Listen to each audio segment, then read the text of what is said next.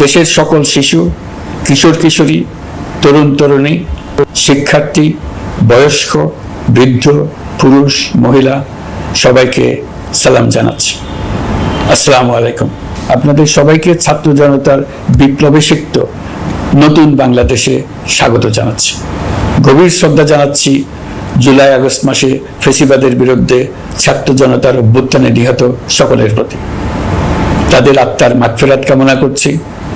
তাদের আত্মত্যাগের বিনিময়ে নতুন বাংলাদেশ গড়ার শপথ নিয়ে আমি আপনাদের কাছে কিছু কথা বলতে চাই। শরণার্থীকালের ভয়াবহ বন্যায় যারা মৃত্যুবরণ করেছেন, যারা অসুস্থ হয়ে পড়েছেন বা যারা সর্বস্ব হারিয়েছেন, যারা দুঃসহ জীবন যাপন করছেন, তাদের স্মরণে রেখে আজকের কথাগুলো বলছি।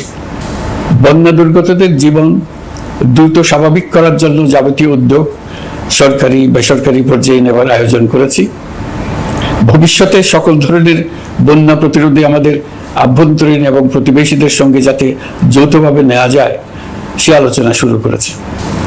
প্রিয় দেশবাসী, আপনারা জানেন বিপ্লবী ছাত্র জনতা জাতির এই ক্রান্তি লগ্নে আমাকে এক গুরু দায়িত্ব অর্পণ করেছে। তারা নতুন এক বাংলাদেশ গড়তে চায়। নতুন প্রজন্মের এই গভীর আকাঙ্ক্ষাকে বাস্তবে রূপ দেওয়ার সংগ্রামে আমি একজন সহযোদ্ধা হিসেবে তাদের সঙ্গে যোগ দিয়েছি। দেশের সকল বয়সের, সকল পেশার, সকল মতের, সকল ধর্মের সবাইকে বিনা দ্বিধায় এই সংগ্রামে যোগ দেওয়ার আহ্বান জানাচ্ছি। প্রিয় দেশবাসী, লক্ষ লক্ষ শহীদের রক্তের বিনিময়ে এবং লক্ষ লক্ষ মা বোনের আত্মদানের বিনিময়ে যে বাংলাদেশ আমরা পেয়েছিলাম তা ফ্যাসিবাদ এবং স্বৈরাচারের হাতে ধ্বংস হয়ে গেছে। আপনারা দেখেছেন আমাদের প্রতিটি প্রতিষ্ঠানকে তারা কিভাবে শেষ করেছে। দেশের রন্ধ্রে রন্ধ্রে ঢুকে গেছে দুর্নীতি।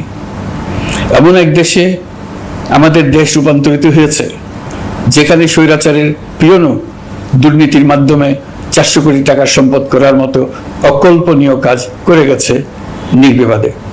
শিক্ষা খাতকে পঙ্গু করে দিয়েছে। ব্যাংকিং ও শেয়ার বাজার খাতে লুটপাট, প্রকল্প ব্যয়ে বিশ্ব রেকর্ড, অবাধ সম্পদ পাচার, আইন শৃঙ্খলা রক্ষাকারী সংস্থাকে নিজ দলের পুতুলে রূপান্তর, বাক স্বাধীনতা হরণ, মানবাধিকার হরণ, এসবই হিমশৈলের অগ্রভাগ মাত্র। ক্ষমতা কুক্ষিগত করতে ফ্যাসিবাদী সরকার খর্ব করেছে জনগণের সাংবিধানিক ক্ষমতা ও অধিকার।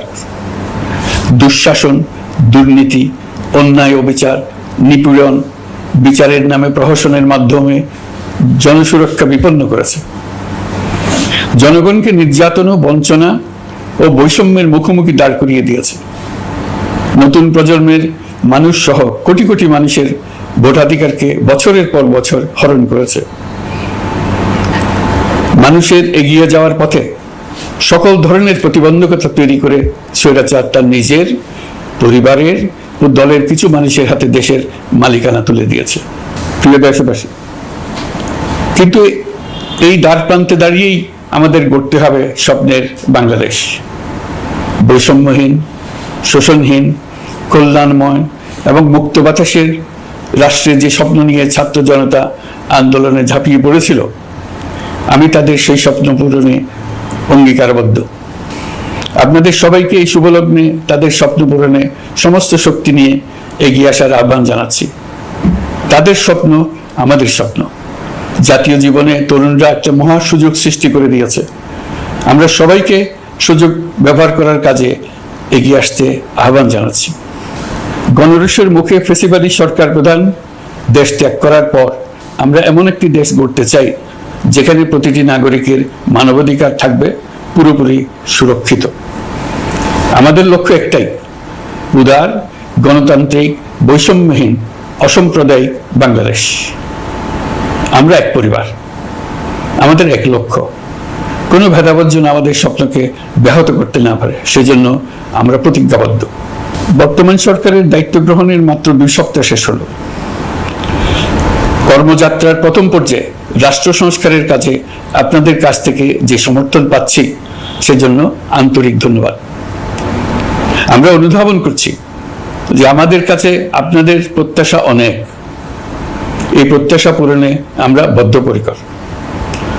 যদিও দীর্ঘদিনের গণতন্ত্রহীনতা, 15 বছরের ফ্যাসিবাদী শাসন ব্যবস্থা প্রায় প্রতিটি ক্ষেত্রেই আমাদের জন্য পর্বতসম চ্যালেঞ্জ রেখে গিয়েছে, কিন্তু এই চ্যালেঞ্জ গ্রহণে আমরা প্রস্তুত। আজ আমি সরকারের পক্ষ থেকে আপনাদের দোয়া ও সহযোগিতা কামনা করতে আপনাদের সামনে এসেছি। শুধু আমি বলবো, আপনাদের একটু ধৈর্য ধরতে হবে। এখনই সব দাবি পূরণ করার জন্য জোর করা, প্রতিষ্ঠানে ঢুকে ব্যক্তিবিশেষকে হুমকির মধ্যে ফেলা, মামলা গ্রহণের জন্য চাপ সৃষ্টি করা, বিচারের জন্য গ্রেফতারকৃত ব্যক্তিকে আদালতে হামলা করে আগেই এক ধরনের বিচার করে ফেলার যে প্রবণতা, তা থেকে বের হতে হবে। ছাত্র জনতার বিপ্লবের গৌরব ও সম্ভাবনা এসব কাজে ম্লান হয়ে যাবে। নতুন বাংলাদেশ গড়ার প্রচেষ্টা হতে ব্যাহত হবে। রাতারাতি এই পরিস্থিতি থেকে উত্তরণ কঠিন। নড়বড়ে এক কাঠামো, আমি বরং বলবো জনস্বার্থের বিপরীতমুখী এক কাঠামোর উপর দাঁড়িয়ে আমাদেরকে দেশ পুনর্গঠনের কাজে হাত দিতে হয়েছে। আমরা এখান থেকেই বাংলাদেশকে এমনভাবে করতে চাই যেন এদেশে জনগণই সত্যিকার অর্থে সকল ক্ষমতার উৎস হয়, বিশ্ব দরবারে একটি মানবিক ও কল্যাণকর রাষ্ট্র হিসেবে সমাদৃত হয়। তরুণ প্রজন্ম, শিক্ষার্থী ও জনতার আত্মত্যাগের প্রতি সম্মান জানাতে রাষ্ট্র সংস্কারের কাজে সফল আমাদের হতেই হবে, এর আর কোনো বিকল্প নেই। প্রিয় দেশবাসী, আপনারা ইতিমধ্যে জেনেছেন জুলাই আগস্ট মাসে গণ অভ্যুত্থানে বল প্রয়োগ ও হতাহতের যে দুঃসহ ঘটনা ঘটানো হয়েছে তার স্বচ্ছ তদন্ত করতে জাতিসংঘের মানবাধিকার কমিশনের প্রধানকে বাংলাদেশে এসে তাদের তদন্ত শুরু করতে আমরা আমন্ত্রণ জানিয়েছি। তদন্তের এই প্রক্রিয়া এই সপ্তাহে শুরু হবে। তাদের প্রথম দল ইতিমধ্যে এসে গেছে। আমরা ইতিমধ্যে ছাত্র জনতার বিপ্লবকে নস্যাৎ করতে যে শত শত মিথ্যা ও হয়রানিমূলক মামলা দায়ের করা হয়েছিল তার অধিকাংশ প্রত্যাহার করেছি এবং আটক ছাত্র জনতার মুক্তি লাভের ব্যবস্থা করেছে। পর্যায়ক্রমে মিথ্যা ও গায়েবী সকল মামলার ক্ষেত্রে অনুরূপ ব্যবস্থা গ্রহণ করে মানুষকে দুঃসহ ভোগান্তি থেকে মুক্ত করা হবে। ন্যায় বিচার নিশ্চিত করতে গণ অভ্যুত্থানের সকল শহীদ পরিবারকে পুনর্বাসন করবে। সকল আহত শিক্ষার্থী ও জনতার চিকিৎসার সম্পূর্ণ ব্যয় সরকার বহন করবে। সেই লক্ষ্যে স্বাস্থ্য মন্ত্রণালয়ের নেতৃত্বে উপদেষ্টা পরিষদে বৈষম্য বিরোধী ছাত্র আন্দোলনের প্রতিনিধিত্বকারী 2 জন উপদেষ্টার সহায়তায় একটা পূর্ণাঙ্গ তালিকা প্রস্তুত করা হচ্ছে। এই কার্যক্রমের জন্য এবং গণ অভ্যুত্থানের শহীদদের স্মৃতি ধরে রাখতে সরকার অতি দ্রুত জুলাই গণহত্যা স্মৃতি ফাউন্ডেশন নামে একটি ফাউন্ডেশন প্রতিষ্ঠা করার প্রক্রিয়া শেষ পর্যায়ে এনেছে। আপনাদের সবার এবং বিদেশে অবস্থানরত ভাই বোনদের অনুদান এই প্রতিষ্ঠানে পাঠানোর জন্য অনুরোধ করছি। আমি ব্যক্তিগতভাবে এই প্রতিষ্ঠানের চেয়ারম্যানের পদ গ্রহণ করেছি। প্রিয় দেশবাসী, আপনারা লক্ষ্য করেছেন দায়িত্ব গ্রহণ করেই আমাদেরকে আইন শৃঙ্খলা অঙ্গনে অস্থির পরিস্থিতি সামাল দিতে হয়েছে। আপনাদের সহযোগিতা ও সমর্থনে দেশপ্রেমিক সকল আইন শৃঙ্খলা রক্ষাকারী বাহিনী কাজে যোগ দিয়েছে। ফ্যাসিবাদী সরকার প্রশাসনের চরম দলীয়করণ করার ফলে বিপুল সংখ্যক কর্মকর্তা কর্মচারী দীর্ঘদিন বৈষম্যের শিকার হয়েছে। আমরা ইতিমধ্যে সংশোধনমূলক ব্যবস্থা গ্রহণ করতে আরম্ভ করেছি, তবে প্রশাসনকে গতিশীল রাখতে এবং একই সাথে সুনির্দিষ্ট পদ্ধতি অনুসরণ করে সঠিক সিদ্ধান্তে উপনীত হতে সময় প্রয়োজন। সেজন্য সকলকে ধৈর্য ধরার অনুরোধ করছি। প্রশাসনের সকল ক্ষেত্রে প্রতিষ্ঠানগুলো যেন জনগণের আস্থা ফিরে পায়, সেটি আমাদের অন্যতম উদ্দেশ্য। লুটপাট ও দুর্নীতির আখড়ায় পরিণত করা ব্যাংকিং খাতে সুশাসন নিশ্চিত করার জন্য আমরা উদ্যোগ নিয়েছি। এই খাতে দক্ষ জনবল নিয়োগ দেওয়া হচ্ছে। ব্যাংকিং খাতে শৃঙ্খলা স্থাপন, ব্যবসা বাণিজ্যে সহায়ক পরিবেশ তৈরি এবং জনগণের জীবনযাপন সহজ করতে নিত্য প্রয়োজনীয় দ্রব্যমূল্য ও মূল্যস্ফীতি নিয়ন্ত্রণে আনার আমরা উদ্যোগ সচল করেছি। ব্যাংকিং খাতে দীর্ঘমেয়াদী সংস্কারের জন্য ব্যাংক কমিশন গঠন করা হবে। আর্থিক খাতে সার্বিক পরিস্থিতি ও সংস্কার বিষয়ে একটি রূপকল্প তৈরি করা হবে, যা দ্রুত জনসমক্ষে প্রকাশ করা হবে। শেয়ার বাজার, পরিবহন খাত সহ যেসব ক্ষেত্রে চরম বিশৃঙ্খলা বিরাজ করছে তা নিরসনের দ্রুত পদক্ষেপ নেওয়া হচ্ছে। বিচার বিভাগকে দুর্নীতি ও দলীয় প্রভাব মুক্ত করতে কার্যক্রম শুরু হয়েছে। একটি সুনির্দিষ্ট প্রক্রিয়ার মধ্য দিয়ে বিচার বিভাগের স্বাধীনতা ও জবাবদিহিতা নিশ্চিত করার উদ্যোগ নেওয়া হয়েছে। ফ্যাসিবাদী সরকারের বিচার বহির্ভূত হত্যাকাণ্ড, গুম, খুন, অপহরণ এবং আয়নাঘরের মতো চরম ঘৃণ্য সকল অপকর্মের ন্যায় বিচার নিশ্চিত করা হবে। এসব অপকর্মের সঙ্গে জড়িত সকলের বিচার নিশ্চিত করা হবে। তালিকা প্রস্তুত করে মিথ্যা মামলা প্রত্যাহার করা হবে। দুর্নীতি ও সম্পদ পাচারের বিচার করা হবে। আইন শৃঙ্খলার ক্ষেত্রে জনমুখী ও দলীয় প্রভাবমুক্ত জবাবদিহিমূলক কাঠামো সৃষ্টির লক্ষ্যে পুলিশ কমিশন গঠন করা হবে। জাতিসংঘের তদন্ত প্রতিবেদন, দায়িত্বপ্রাপ্ত সকল সংস্থা ও জনগণের সাথে মত বিনিময়ের মাধ্যমে কমিশনের নেতৃত্বে প্রয়োজনীয় সংস্কার করা হবে। বাংলাদেশকে আর কোনোদিন কেউ যেন কোনো পুলিশি রাষ্ট্রে পরিণত করতে না পারে তার ব্যবস্থা করা হবে। তথ্যের অবাধ প্রবাহ ও গণমাধ্যমের স্বাধীনতা নিশ্চিত করা হবে। ফ্যাসিবাদী সরকার গণমাধ্যমের উপরও দলীয়করণ ও নির্যাতনের বোঝা চাপিয়েছিল। জনগণের তথ্যের অধিকার নিশ্চিত করতে আমরা প্রতিশ্রুতিবদ্ধ। তথ্যের প্রবাহে বিদ্যমান আইনি ও অন্যান্য বাধা অপসারণ করা হবে। মত প্রকাশের স্বাধীনতা বাধাগ্রস্ত করে এমন সব আইনের নিপীড়নমূলক ধারা সংশোধন করা হবে।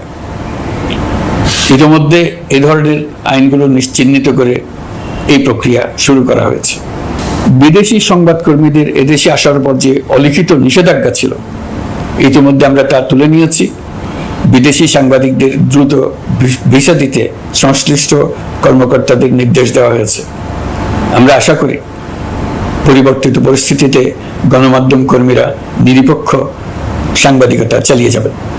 শিক্ষাক্ষেত্রে চরম নৈরাজ্য প্রতিষ্ঠিত করে গেছে বিগত সরকার। আমরা তার পূর্ণাঙ্গ সংস্কারের উদ্যোগ নেব। এটা আমাদের অন্যতম অগ্রাধিকার।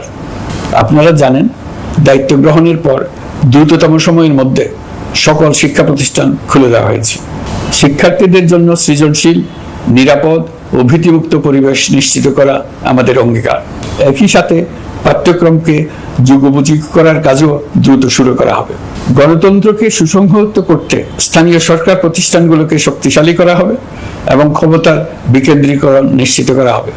ছাত্র জনতার গণঅভ্যুত্থানকে সফল পরিণতি দিতে প্রশাসন, বিচার বিভাগ, নির্বাচন কমিশন ও নির্বাচনী ব্যবস্থা, আইন শৃঙ্খলা খাত এবং তথ্য প্রবাহে প্রয়োজনীয় সংস্কার সম্পূর্ণ করে অবাধ ও সুষ্ঠু অংশগ্রহণমূলক নির্বাচন আয়োজন করা হবে। এর লক্ষ্য হবে দুর্নীতি, লুটপাট, গণহত্যার বিরুদ্ধে একটি জবাবদিহিতামূলক রাজনৈতিক বন্দোবস্তের সূচনা। বর্তমান সরকার দুর্নীতির বিরুদ্ধে স্পষ্ট অবস্থান গ্রহণ করেছে। আমাদের সকল উপদেষ্টা দ্রুততম সময়ের মধ্যে তাদের সম্পদের বিবরণ প্রকাশ করবেন। পর্যায়ক্রমে এটা সকল সরকারি কর্মকর্তাদের ক্ষেত্রেও নিয়মিত এবং বাধ্যতামূলক করা হবে। রাষ্ট্রীয় পর্যায়ে দুর্নীতির বিরুদ্ধে ব্যবস্থা গ্রহণে সংবিধানের ৭৭ অনুচ্ছেদে প্রতিশ্রুত ন্যায়পাল নিয়োগে অধ্যাদেশ প্রণয়ন করা হবে। এবার কৃষি খাতের কথা একটু বলে। কৃষি নির্ভর বাংলাদেশে কৃষকের স্বার্থ যেন সুরক্ষিত থাকে, কৃষক যেন তার উৎপাদিত পণ্যের ন্যায্য মূল্য পায়, তা নিশ্চিত করা হবে। প্রবাসী শ্রমিকরা যেভাবে বৈষম্য বিরোধী ছাত্র জনতার আন্দোলনকে সমর্থন দিয়েছে, মুক্তিকামী জনগণ তা কৃতজ্ঞ চিত্তে স্মরণ করে। তাদের প্রতি সকল পর্যায়ে সম্মানজনক আচরণ নিশ্চিত করা হবে। বাংলাদেশের স্বাস্থ্য খাত অন্যতম দুর্নীতিগ্রস্ত খাত। জনগণের জন্য পর্যাপ্ত স্বাস্থ্যসেবা নিশ্চিত করার লক্ষ্যে স্বাস্থ্য খাতে প্রয়োজনীয় সংস্কার করা হবে। এই খাতে সংশ্লিষ্ট সকলকে জবাবদিহিতার আওতায় আনা হবে। হাসপাতালগুলোকে আধুনিকায়নের উদ্যোগ নেওয়া হবে এবং সেখানে সরকারি ডাক্তার সহ বিশেষজ্ঞদের নিয়মিত উপস্থিতি নিশ্চিত করা হবে।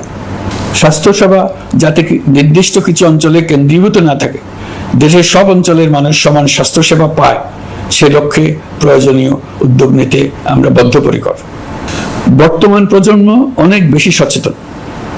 বিশ্বের বিভিন্ন প্রান্তে ঘটে যাওয়া পরিবর্তন বিষয়ে তারা ওয়াকিবহাল শুধু নয়, তারা নেতৃত্ব দিচ্ছে। তারা যে উন্নয়নের স্বপ্ন দেখে তা টেকসই এবং পরিবেশ বান্ধব, প্রকৃতি ধ্বংসকারী উন্নয়ন নয়। শুধু জিডিপি একটি দেশের উন্নয়নের মাপকাঠি হতে পারে না। নদী নালা খাল বিল তা নয়। জ্বালানির বিরুদ্ধে পরিবেশবাদীদের সাথে আমাদের সরকারের অবস্থান সামঞ্জস্যপূর্ণ। জলবায়ু পরিবর্তন রোধ করতে এবং আগামী প্রজন্মের জন্য সুস্থ একটা পৃথিবী রেখে যেতে কার্বন নিঃসরণ শূন্যের কোটায় নামিয়ে আনার বিকল্প নেই। আমাদের সরকার পরিবেশ ও জলবায়ু রক্ষায় সর্বোচ্চ গুরুত্ব দেবে। এই কার্যক্রমে তরুণ সম্প্রদায়কে সম্পৃক্ত করা হবে। ইতোমধ্যে বিভিন্ন রাষ্ট্র ও জাতিসংঘ বর্তমান সরকারের কর্মসূচির প্রতি সমর্থন ব্যক্ত করেছে। আমরা সকল রাষ্ট্রের সাথে বন্ধুত্বপূর্ণ সম্পর্ক বজায় রাখব। আমাদের পররাষ্ট্রনীতির ভিত্তি হবে পারস্পরিক আস্থা, বিশ্বাস ও সহযোগিতা। আমরা মানবাধিকার আইন সহ সকল আন্তর্জাতিক আইনের প্রতি শ্রদ্ধাশীল। আমাদের পক্ষ থেকে গুম বিষয়ক আন্তর্জাতিক চুক্তির পক্ষরাষ্ট্র হওয়া সহ বিভিন্ন পদক্ষেপ নেওয়া হয়েছে। ইতিমধ্যে পক্ষভুক্ত এমন সকল আঞ্চলিক ও দ্বিপাক্ষিক চুক্তি ও সমঝোতা বাস্তবায়ন করে যাব। আমাদের সরকার রোহিঙ্গা সমস্যার বাস্তবসম্মত সমাধানের লক্ষ্যে আন্তর্জাতিক সম্প্রদায়ের সাথে কাজ করে যাবে। আমরা জাতীয় ঐক্যে বিশ্বাসী। প্রয়োজনীয় সংস্কারের লক্ষ্যে রাজনৈতিক ঐক্যের মধ্য দিয়ে নিশ্চিত করা হবে নারী, শিশু, প্রতিবন্ধী, ধর্মীয় সংখ্যালঘু, আদিবাসী সকলেই এদেশের নাগরিক এবং সমান আইনের সুরক্ষার অধিকারী। তাদের সকলের মানবিক অধিকার সহ অন্যান্য সকল অধিকার নিশ্চিত করার উদ্যোগ নেওয়া হবে। এই জন্য আমি উপদেষ্টা পদমর্যাদা সম্পন্ন একজন বিশেষ সহকারী নিয়োগ দিয়েছি, যার দায়িত্ব হবে জাতীয় সংহতি উন্নয়ন। বন্যা কবলিত এলাকার সকল মানুষের দুর্ভোগ লাঘবে সরকার সঠিক সহায়তা দেওয়ার জন্য সরকারের যত কার্যক্রম আছে তাদের সচল করেছে। ইতিমধ্যে উপদেষ্টাবৃন্দ বিভিন্ন এলাকার দায়িত্ব নিয়ে এলাকায় গেছেন। আমার কার্যালয়ে একটা নিয়ন্ত্রণ কক্ষ স্থাপন করা হয়েছে। বন্যা পরবর্তী কার্যক্রম নেওয়া হয়েছে। ভবিষ্যতে বন্যা নিয়ন্ত্রণের জন্য করণীয় কি স্থির করার জন্য পদক্ষেপ নেওয়া হচ্ছে। দেশপ্রেমিক সেনাবাহিনী, পুলিশ, বিজিবি, র্যাবকে গুম নির্যাতনের কাজে লাগিয়ে তাদের কলঙ্কিত করা হয়েছে। তারা দেশের গৌরব। তাদেরও কিছু অতি উৎসাহী সদস্যের কারণে পুরো বাহিনীকে আমরা কলঙ্কিত দেখতে চাই না। আমরা অপরাধীদের চিহ্নিত করতে চাই এবং তাদের শাস্তি দিতে চাই, যেন ভবিষ্যতে কারো হুকুমে দেশপ্রেমিক কোনো বাহিনীর, পুলিশের, র্যাবের কোনো সদস্য হত্যাকাণ্ড, গুম ও অত্যাচারে জড়িত হওয়ার সাহস না করে। তাদের কাছে হুকুম যত বড় কর্তৃপক্ষের কাছ থেকে আসুক না কেন, তারা তা উপেক্ষা করবে। ভবিষ্যতে উপরওয়ালার হুকুমে এমন ঘৃণ্য কাজ করতে বাধ্য হয়েছে এমন ব্যাখ্যা কারো কাছে গৃহীত না হয় তার ব্যবস্থা করা হবে। আমি দেশরক্ষা বাহিনী, পুলিশ বাহিনী এবং অন্যান্য সহল বাহিনীকে নির্দেশ দিয়েছি তারা তাদের মধ্যে যারা হত্যাকাণ্ড, গুম, খুন বা শারীরিক মানসিক অত্যাচারে সরাসরি জড়িত তাদের চিহ্নিত করে বিচারের ব্যবস্থা করতে। যারা গুম হয়েছে, হত্যার শিকার হয়েছে তাদের তালিকা প্রস্তুত করতে। তাদের পরিবার সমূহকে সান্ত্বনা দেওয়ার ভাষা আমার নাই। তাদের জীবনে শান্তি ফিরিয়ে আনতে আমরা প্রচেষ্টা অব্যাহত রাখব। আমি সকল দেশরক্ষা বাহিনী ও আইনশৃঙ্খলা বাহিনীকে তাদের উপর জনগণের সম্পূর্ণ আস্থা ফিরিয়ে আনতে সকল পদক্ষেপ গ্রহণ করতে নির্দেশ দিয়েছি। গত 15 বছরের দুর্নীতি, অর্থ পাচার ও জনস্বার্থ বিরোধী চুক্তি স্বাক্ষর, প্রকল্পের নামে লুটপাট ইত্যাদি তথ্য নিয়ে একটি শ্বেতপত্র প্রণয়নের জন্য আমি ইতিমধ্যে একটি কমিটি গঠন করেছি। আমি বিভিন্ন দেশের রাষ্ট্রদূত এবং দাতা সংস্থার প্রতিনিধিদের সঙ্গে বৈঠক করেছি এবং করে যাচ্ছি। ছাত্র জনতার গণঅভ্যুত্থানের পর দেশ গঠনের জন্য সকল প্রকার আর্থিক অন্যান্য সহযোগিতার জন্য তাদেরকে অনুরোধ জানাচ্ছি। তারা এই ব্যাপারে আগ্রহ দেখাচ্ছে। তাদের কাছে আমাদের প্রস্তাব সমূহ প্রণয়ন করে দ্রুত পাঠানোর ব্যবস্থা নিয়েছে। তাদেরকে অনুরোধ জানিয়েছি তারা যেন পরিস্থিতির কারণে অতি দ্রুত অর্থ ছাড় করার ব্যবস্থা নেন।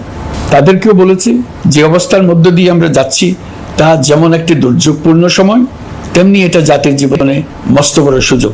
এই সুযোগকে যেন আমরা পূর্ণভাবে কাজে লাগাতে পারি, সেজন্য তাদের সহযোগিতা চেয়েছি। এই গণ অভ্যুত্থানে বিদেশে অবস্থানকারী বাংলাদেশিরা অত্যন্ত গুরুত্বপূর্ণ ভূমিকা পালন করেছেন। জাতি তাদের অবদান বিশেষভাবে স্মরণ করবে। নতুন বাংলাদেশ গড়ার কাজে আমরা তাদের অংশগ্রহণ চাইব। আমাদের একটি লক্ষ্য হবে বিদেশগামী এবং প্রত্যাবর্তনকারী প্রত্যেক প্রবাসী শ্রমিককে মর্যাদা ও সম্মানের সঙ্গে দেশে আসা এবং যাওয়া নিশ্চিত করা। সে ব্যাপারে শিগগিরই পদক্ষেপ নেওয়া হবে। বিদেশে অবস্থানরত সকলের কাছে আমার আবেদন, তারা যেন তাদের উপার্জিত অর্থ অফিসিয়াল চ্যানেলে দেশে পাঠান। দেশের অর্থনৈতিক সংকট উত্তরণে এই অর্থ বিশেষভাবে প্রয়োজন। কি কি ব্যবস্থা নিলে তাদের জন্য অফিসিয়াল চ্যানেলে অর্থ পাঠানো সহজ হবে সেটা সম্বন্ধে আমরা তাদের পরামর্শ নেব। সারা দেশ ঘুষের মহাসমুদ্রে নিমজ্জিত। কিভাবে ঘুষ থেকে আমরা মুক্ত হতে পারি তার জন্য আমাদের পরামর্শ দেন। শুধু এই কাজটা নিয়ে অগ্রসর হতে পারলেই আমি মনে করি দেশের জন্য এই সরকার একটা গুরুত্বপূর্ণ অবদান রেখে গেছে বলে স্মরণীয় হয়ে থাকবে। আমি কথা দিচ্ছি, এই ব্যাপারে আমি আমার সর্বশক্তি নিয়োজিত করব। আমাদের দায়িত্ব দেশের সকল মানুষকে একটি পরিবারের বন্ধনে আবদ্ধ করা। পরিবারে মতভেদ থাকবে, বাকবিতণ্ডা হবে, কিন্তু আমরা ভাই বোন, আমরা বাবা মা, আমরা কেউ কারো শত্রু না। কাউকে তার মতের জন্য শত্রু মনে করব না, কাউকে ধর্মের কারণে শত্রু মনে করব না, কাউকে লিঙ্গের কারণে শত্রু মনে করব না। আমরা সবাই সমান, কেউ কারো উপরে, কেউ কারো নিচে না। এই ধারণা আমরা জাতীয় জীবনের সর্বক্ষেত্রে প্রতিষ্ঠিত করতে চাই। একটা বিশেষ ব্যাপারে আমরা আপনাদের সহযোগিতা চাচ্ছি। আমাদের দায়িত্ব গ্রহণের পর থেকে প্রতিদিন সচিবালয়ে, আমার অফিসের আশেপাশে, শহরের বিভিন্ন স্থানে সমাবেশ করা হচ্ছে। গত 16 বছরের অনেক দুঃখ কষ্ট আপনাদের জমা আছে, সেটা আমরা বুঝি। আমাদের যদি কাজ করতে না দেন তাহলে দুঃখ ঘোচানোর সকল পথ বন্ধ হয়ে যাবে। আপনাদের কাছে একান্ত অনুরোধ, আমাদের কাজ করতে দেন। আপনাদের যা চাওয়া তা লিখিতভাবে আমাদেরকে দিয়ে যান। আমরা আপনাদের বিপক্ষ দল নয়। আইনসঙ্গতভাবে যা কিছু করার আছে আমরা অবশ্যই তা করব, কিন্তু আমাদেরকে ঘেরাও করে এই গুরুত্বপূর্ণ দিনগুলোতে আমাদের কাজে বাধা দেবেন না। সবাই মিলে তাদের বোঝান, তারা যেন এই সময়ে তাদের অভিযোগের প্রতি দৃষ্টি আকর্ষণের জন্য আমাদের দৈনন্দিন গুরুত্বপূর্ণ কাজে বাধা না দেন। একটা বিষয়ে সবাই জানতে আগ্রহী, কখন আমাদের সরকার বিদায় নেবে? এটার জবাব আপনাদের হাতে। কখন আপনারা আমাদেরকে বিদায় দেবেন? আমরা কেউ দেশ শাসনের মানুষ নই। আমাদের নিজ নিজ পেশায় আমরা আনন্দ পাই। দেশের সংকটকালে ছাত্রদের আহ্বানে আমরা এই দায়িত্ব গ্রহণ করেছি। আমরা সমস্ত শক্তি দিয়ে দায়িত্ব পালন করব। আমাদের উপদেষ্টা মণ্ডলীও এই লক্ষ্যে উদ্বুদ্ধ হয়ে সবাই মিলে একটা টিম হিসেবে কাজ করে যাচ্ছি। কখন নির্বাচন হবে সেটা সম্পূর্ণ রাজনৈতিক সিদ্ধান্ত, আমাদের সিদ্ধান্ত নয়। দেশবাসীকে ঠিক করতে হবে আপনারা কখন আমাদেরকে ছেড়ে দেবেন। আমরা ছাত্রদের আহ্বানে এসেছি, তারা আমাদের প্রাথমিক নিয়োগকর্তা। দেশের আপামর জনসাধারণ আমাদের নিয়োগ সমর্থন করেছে। আমরা ক্রমাগতভাবে সবাইকে বিষয়টি স্মরণ করিয়ে যাব, যাতে হঠাৎ করে এই প্রশ্ন উত্থাপিত না হয় আমরা কখন যাব। তারা যখনই বলবে আমরা চলে যাব। আমরা সংস্কারের অংশ হিসেবে নির্বাচন কমিশনকেও সংস্কার করব। কমিশনকে যে কোনো সময় আদর্শ নির্বাচনের জন্য প্রস্তুত রাখব। আমরা বিভিন্ন সংস্কারের কাজ শুরু করেছি। দেশবাসীকে অনুরোধ করব একটা আলোচনা শুরু করতে। আমরা সর্বনিম্ন কি কি কাজ সম্পূর্ণ করে যাব, কি কি কাজ মোটামুটি করে গেলে হবে। এই আলোচনার মাধ্যমে আমরা একটা দিক নির্দেশনা পেতে পারি। তবে চূড়ান্ত সিদ্ধান্ত রাজনৈতিক সিদ্ধান্ত, সেটা রাজনৈতিক আলোচনা থেকেই আসবে। এই দিক নির্দেশনা না পেলে আমরা দাতা সরকার এবং আন্তর্জাতিক অর্থনৈতিক প্রতিষ্ঠানসমূহের সঙ্গে আলোচনায় দৃঢ়তার সঙ্গে অগ্রসর হতে পারছি না। আমি নিশ্চয়তা দিচ্ছি, আমরা আমাদের পক্ষ থেকে মেয়াদ বৃদ্ধির কোনো প্রশ্ন তুলব না। আমরা আপনাদের সকলের দোয়া চাই। যে কদিন আছি সেই সময়টুকু উপদেষ্টা মণ্ডলীর প্রত্যেকে নিজ নিজ সাধ্যমতো দেশের এই সংকটকালে সংকট উত্তরণে যেন নিজ নিজ মেধা সাধ্যমতো কাজে লাগাতে পারে। নতুন বাংলাদেশ গড়ার যে সুযোগ ছাত্র জনতার রক্তের বিনিময়ে আমরা অর্জন করলাম, আমরা আমাদের মতানৈক্যের কারণে সেটা যেন হাতছাড়া করে না ফেলে, এটা আমরা নিশ্চিত করতে চাই। এই সুযোগ এবার হারিয়ে ফেললে আমরা জাতি হিসেবে পরাজিত হয়ে যাব। শহীদ, আহত এবং জীবিত ছাত্র জনতার কাছে আমরা প্রতিজ্ঞাবদ্ধ থাকতে চাই, আমরা এই অর্জনকে কিছুতেই হারিয়ে যেতে দেব না। যে সুযোগ তারা আমাদেরকে দিয়েছে তার মাধ্যমে আমাদের দেশকে পৃথিবীর একটি শ্রদ্ধেয়, সকল দিকে দৃষ্টান্ত স্থাপনকারী দেশে পরিণত করতে আমরা শপথ নিয়েছি। সবশেষে আবারও আমাদের দেশের সকল মানুষ, শিশু, কিশোর কিশোরী, তরুণ তরুণী, বয়স্ক, বৃদ্ধ, নারী, পুরুষ সবার কাছে দোয়া চাইছি যেন আমরা আমাদের সকলের স্বপ্ন বাস্তবায়নে সফল হই। আল্লাহ আমাদের সহায় হন, আমাদের সবার মঙ্গল করুন।